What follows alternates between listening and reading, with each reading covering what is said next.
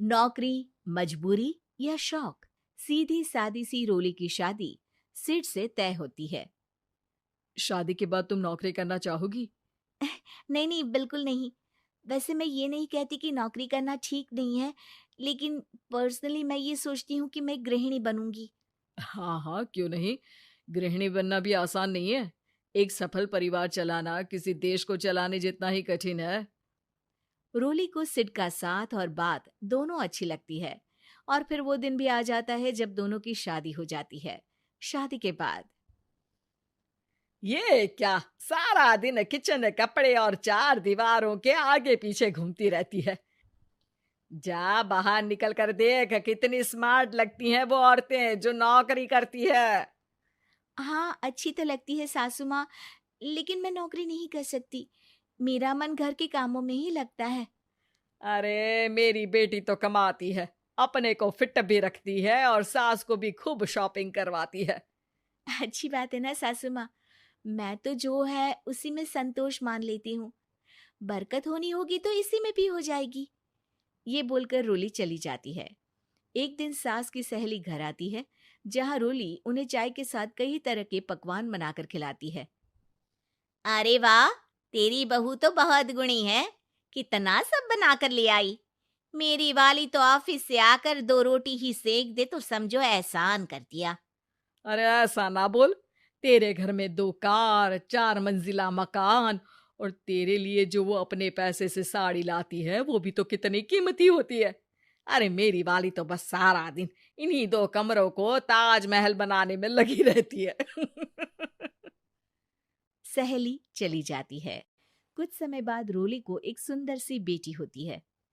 अरे क्या सारा दिन उस बच्चे में लगी रहती है। माँ, मुझे ना एक मिनट भी छोड़ने का मन नहीं करता। देखिए ना, कितनी प्यारी है। मैं ना इस हर पल को एंजॉय करना चाहती हूँ। अरे हाँ हाँ, हमने भी बच्चे पाले हैं, हम भी जानते हैं कि कितने प्यारे होते हैं, और अपने बच्चे को बढ़ता हुआ देखना कितना अच्छा लगता है। लेकिन एक दिन अचानक और रोली, एक बहुत बड़ी घटना हो गई। एक शॉर्ट सर्किट से पूरी दुकान जल गई। ओह, अब अब क्या कुछ समझ में नहीं आ रहा कि कैसे घर चलेगा।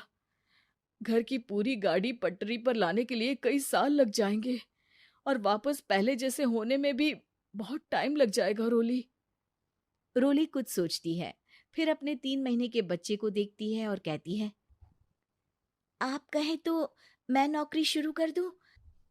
माँ मुन्नी को देख लेगी, फिर शाम को तो मैं घर आ ही जाऊंगी। सिड कुछ कहता उससे पहले ही उसकी सास वहां आ जाती है।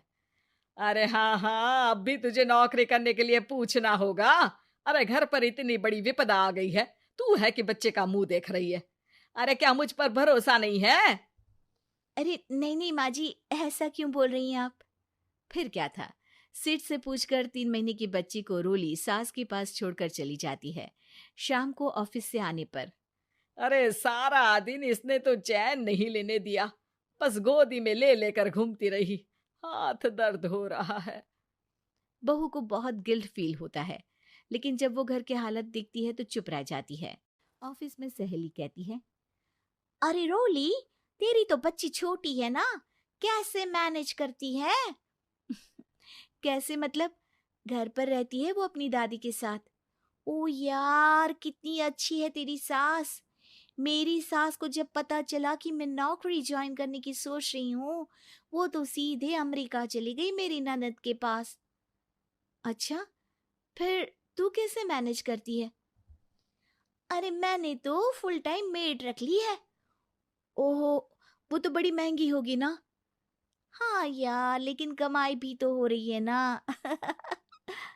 यार, मैं तो कभी अपना बच्चा इनके मम्मी पापा के पास ना छोड़ू। प्यार दुलार में खराब कर देते हैं ये दादा दादी बच्चे को। नहीं नहीं, मुझे अपनी सास पर पूरा विश्वास है। जो मेरे पति को इतनी अच्छी शिक्षा के साथ बड़ा कर सकती हैं, वो मेरी बच्ची को कभी नहीं बिगाड़ेगी। खैर, रोली की इस सोच से उलट पड़ोसियों के बीच हाथ में बच्ची पकड़े रोली की सास कहती है, अरे क्या बताऊं, सारा दिन बहू बाहर रहती है। पहले अपने बच्चे पालो, फिर बच्चों के बच्चे। अरे अपना जीवन तो कुछ रहा ही नहीं। अरे नहाने भी जाती हूं ना तो इसे साथ रखती हूँ, कल को कहीं गिर गई या चोट लग गई तो बहू तो हमारी खाल उखाड़ लेगी ना। अरे ऐसा भी क्या डरना बहू से, नौकरी थोड़ी की है उसकी। अब क्या बताऊं, पढ़ी लिखी लड़कियां हैं आजकल की। चलो चलती हूँ, सब्जी बनाने का वक्त हो गया है। बच्चे आएंगे तो खाना तो बना मिले। सास ये बोलकर वहां से चली जाती है कि तभी रोली ऑफिस से घर पहुंचती है। बाहर पड़ोसियों को देखकर, नमस्ते आंटी जी, कैसी हैं आप? अरे बहुत अच्छी हूँ, लेकिन तेरी किस्मत तो सबसे अच्छी है। क्या सास पाई है, मोती दान किए होंगे तूने। तेरा बच्चा भी देखती है, खाना भी बनाती है। बेचारी बहुत काम करती है तेरी सास। हाँ आंटी, सही बोल रही हैं आप। अब ऑफिस भी दूर है तो आने जाने में वक्त चला जाता है। खैर चलती हूँ। हाँ हाँ बेटा जाओ, गर्मा गर्म खाना खाओ। रोली घर आती है, जहाँ सास एक बार फिर छोटी सी मुन्नी की शरारतें गिनाने में लग जाती है। अरे आज तो इसकी वजह से मुझे 2 बार कपड़े बदलने पड़े। बार बार पानी गिरा दे रही थी। दोपहर में थोड़ा सोचा कि आराम कर लूं तो दूध के लिए रोने लगी। हाय, मैं तो परेशान ही हो गई। रोली को सास की बात अब कुछ अजीब लगती है, पर वो जल्दी से कपड़े बदलकर किचन में जाकर रोटियां बनाने लगती है। सारा महीना काम करने के बाद रोली को सैलरी मिलती है। वो पैसे लेकर सीधे सास के पास जाती है। माँ जी, ये मेरी सैलरी। आपने हर कदम में इस घर का साथ दिया। मैं नौकरी करने के पक्ष में नहीं थी। मैं तो अपने बच्चे को बढ़ता देखना चाहती थी। मैं थोड़े में भी खुशी थी। कभी मैंने आपको किचन में पैर नहीं रखने दिया था। घर की मुसीबत नहीं आती तो मैं कभी इन जिम्मेदारियों को आप पर पड़ने नहीं देती। अब सास समझ चुकी थी कि उसकी गलती कहाँ है। हाथ में पैसे देकर कहती है, मैं पढ़ी लिखी नहीं थी तो पति ने भी कभी पैसे हाथ में नहीं रखे। बेटे ने भी गल्ला संभाला, लेकिन तूने मुझे समझा। ये मेरा सम्मान है कि एक बहू होकर तूने पूरी सैलरी मेरे हाथ में रखी बेटा।